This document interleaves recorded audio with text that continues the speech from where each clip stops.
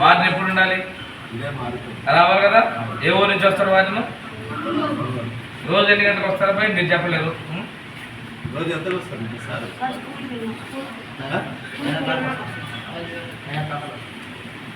ఏమండి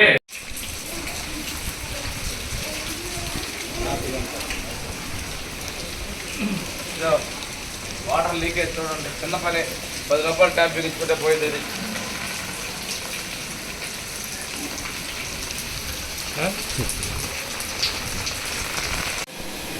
ఇదేంటిది కానీ ఇవ్వని ఎంతమంది పిల్లలు ఉన్నారు ఇప్పుడు? పల్లెలు కానీ పిల్లలు స్కూల్లో ఉన్నారు ఉంటారు కాబట్టి వాస్తవ పరిస్థితి తెలుసుకుని నాకు వచ్చారు. వాస్తవ పరిస్థితి వచ్చేసరికి కుక్క లేటుగా వచ్చాడు, వాటిని దొరికి రాలేదు. ఇవి కొంచెం సరిదిద్దాల పరిస్థితి. గత ప్రభుత్వాల్లో ఉన్నటువంటి నిర్లక్ష్యం నేడు ఇంకా వదలలేదు. ఇది మీద నేను స్నానం చేసావా ఏమే స్నానం చేయలేదే? తూకోలేదు, కళ్ళు తూకోలేదు.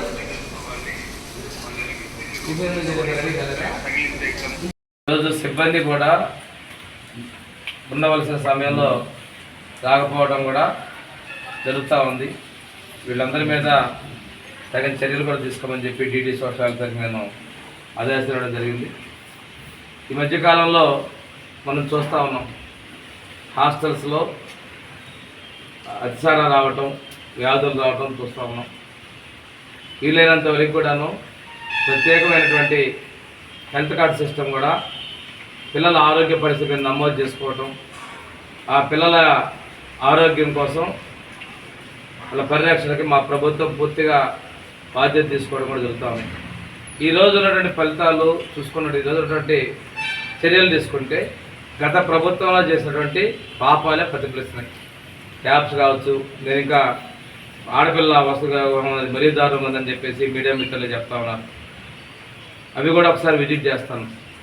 ఈ హాస్టల్ కూడా నేను ఏదో మనం రెనోవేషన్ చేసే విధంగా నేను చర్యలు తీసుకుంటాను. ఇక్కడ ఉన్నటువంటి వనరులు సద్వినియోగపరచుకోవడంలో కూడాను అవి చిన్న చిన్న ట్యాపులు పాడైతే 10 20 రూపాయలు 50 రూపాయలు వాటిని కూడా ఇక్కడ చేసుకోలేకపోయారు. గత ప్రభుత్వంలో మెయింటెనెన్స్ అనేది చేయలేదు. బాత్రూమ్ డోర్లు పోయినా, ట్యాపులు పోయినా, వాటి వాష్ బేసిస్ పైన పట్టించుకోలేదు. నిన్న మాజీ ముఖ్యమంత్రి మాట్లాడుతూ ఈ పాపాలు ఎవరు చేశారని మాట్లాడుతున్నారు. ఈ పాపాల ఫలితం నీ యొక్క అసమర్థతని కూడా నేను చెప్తా ఉన్నా. ఏనాడు సాంఘిక సంక్షేమ వసతులకు మీరు ఖర్చు పెట్టారా ఏమన్నా?